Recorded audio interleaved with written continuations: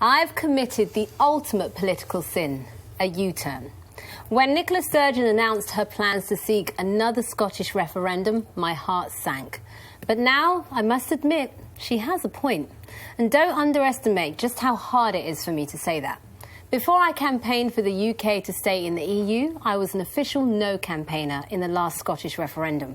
I was passionately in favour of Scotland staying within the Union. But things have changed. Scotland has not been consulted at all about Brexit, and since the EU vote, Nicola Sturgeon has been the only grown-up in the room. What's more, 62% of Scots voted to remain, and in Sturgeon they have a formidable First Minister, who might just be able to keep them in Europe. So why wouldn't Scotland give it a try? If it means I had a chance to keep my EU passport, I'd be tempted to move north of the border myself.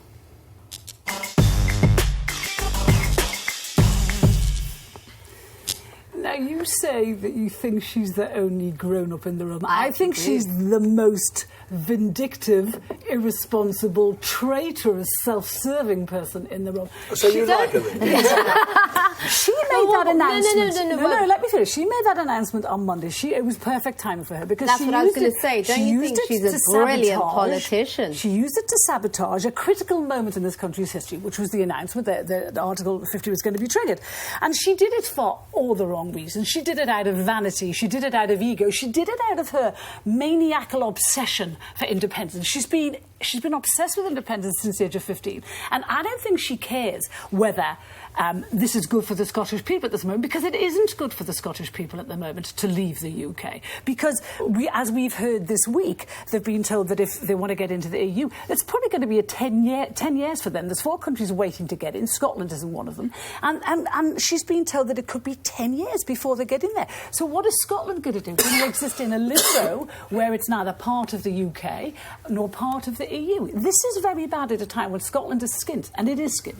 No, but don't you think, number one, even you have to admit, she is a brilliant politician. That was a shrewd move. June, I used to think she was a brilliant politician. I actually think she's an unstable politician now, because I think... Are you serious? Yeah, I am, yeah. I think her obsession is so great. She was advised by a lot of her own party, by a lot of her own people, by a lot of other people, not to do this at this time. But she did it anyway, because she knows time is running out for her. Her popularity... Can I just penalty charge for Carol for calling Nicola Sturgeon unstable? It's the way people undermine women all the time by saying they're mad, they're unstable, they're on their period. I would say the same thing. Okay. No, you're the one who's... Would you say Trump is unstable?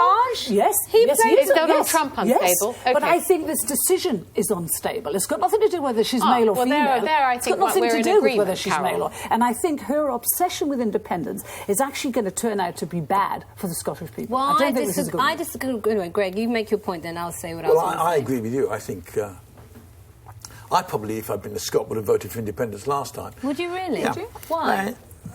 Because I think smaller political units are more effective than bigger political units, basically. Okay. What interests me here is if they go ahead... Where's the evidence for that? Oh, because... well, what do you mean by evidence? Do you mean... But by smaller groupings can have more influence over what their society does. Now, you work... What the Scots always argued for, what the Scots Nats always argued for, was Scotland within Europe. Right? Yes. That's what they argued for. A country as part of a larger bloc. As Carol's point, they wouldn't be part of a larger bloc. Well, they could have the relationship that Norway's got, is what they're saying. What is interesting is that if they did that, if say, let's just theorise for a moment, let's assume they become part of Europe, it makes Brexit irrelevant, because certainly on parts of Brexit, the free movement of labour. How do you... this government's already struggling with Ireland. Yeah. How do you possibly control free movement of labour between Hadrian's Scotland... you rebuild Hadrian's Wall and you get the Scots to pay for it if I think that what you're saying means that the difficulties are going to be so great, not just for the United Kingdom, but for Europe as a whole, and leading to a wave of secession from smaller countries, smaller groupings like Catalonia or Flanders within Brussels. Totally. I think we've got a list of all the countries that would be waiting to break free as well. But are you basically saying that's wrong?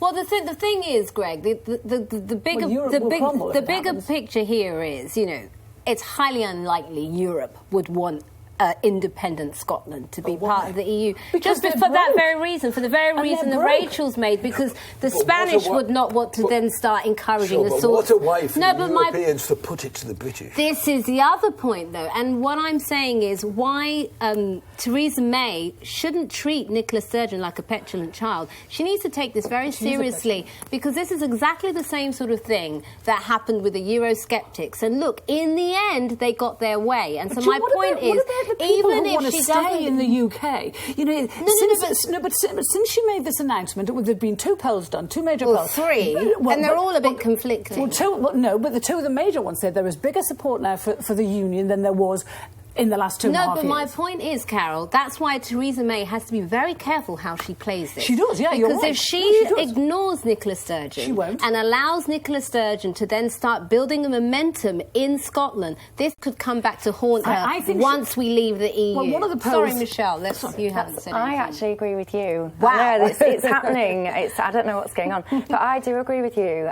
First of all, I would question whether or not there is an appetite within Scotland to have this referendum, because I'm not really sure that there is. I don't think it's the right thing for them to be independent, but I would respect their decision to have the referendum, because I do think that the land has changed, you know, since 2014, the last one. But I think it would be a mistake for them. I think that, to your point about the timing of this, I reviewed the newspapers on Tuesday morning. They should have been absolutely filled on the front pages with what had happened. Yes, stole her thunder. Yeah, and I'm telling you now, pretty much every single front page and lots of the pages within it was just about Scotland and the referendum. And I had to sit there on television and say, guys, can we just remember that this is quite a significant thing that happened last night? Carol, one moment. Carol, 2 seconds. Carol, 1 minute, please. Hang on. I have a clip of Nicola Sturgeon. In 2014, we didn't know that the UK would vote to leave the EU. Had we done so, it is likely that some, perhaps on both sides, would have come to a different decision. And in 2016, independence was not on the ballot paper. We cannot simply assume that because someone voted to remain in the EU, that they would vote yes for an independent Scotland.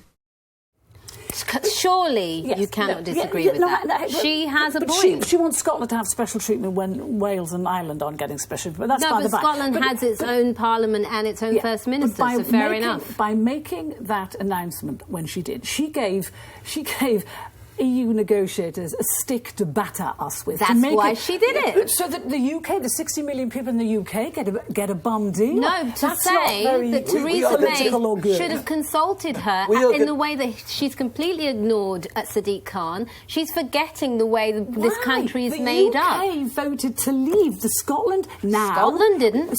No, Scotland's part of the UK that overall voted to leave, June. We've got to back up Carol on that one. 52% voted to leave. The 48% have been ignored completely. I know, but this whole process. Can I say something about referenda, which I think, you know, so you wait ages for referendums, and then 3 possibly come along at once. And one of the buses is driven by Nicola Sturgeon, who ramroads Theresa May. Yes. So, you know, you've got to look at... Carol has a point. It was a slightly vindictive and opportunist timing of it. Totally. And she should be. And I think that... That's what politics is about, this is the situation. Theresa May has to allow or grant Scotland the right to hold this referendum. They have to have an Article 30. Well, she doesn't have to. She doesn't have to. Theresa May controls this. No, but Theresa May could not grant it, though. Of course, that's what I just said. It's up to generation as well. Now, the second point is it could be a different sort of referendum than the one we had for the EU, which was an in-out. Yes. For example, they could say there has to be a 2/3 majority for this referendum, in which case I think this is fair dues. I think Nicola Sturgeon can have her way, she won't win, and then she should resign, as David Cameron did, if she doesn't get her way, and the issue really should be settled for a generation.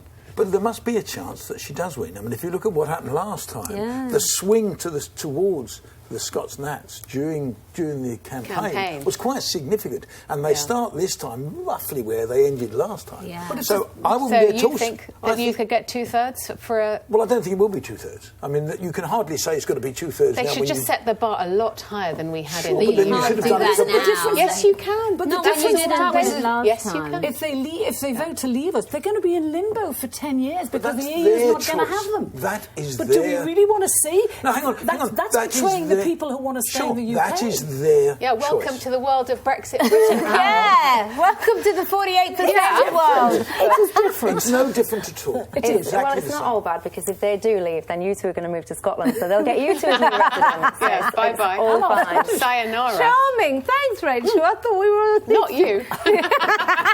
It would be better if Carol went and we stayed. I Well, think. thank you. That's really good. Anyway. Very supportive.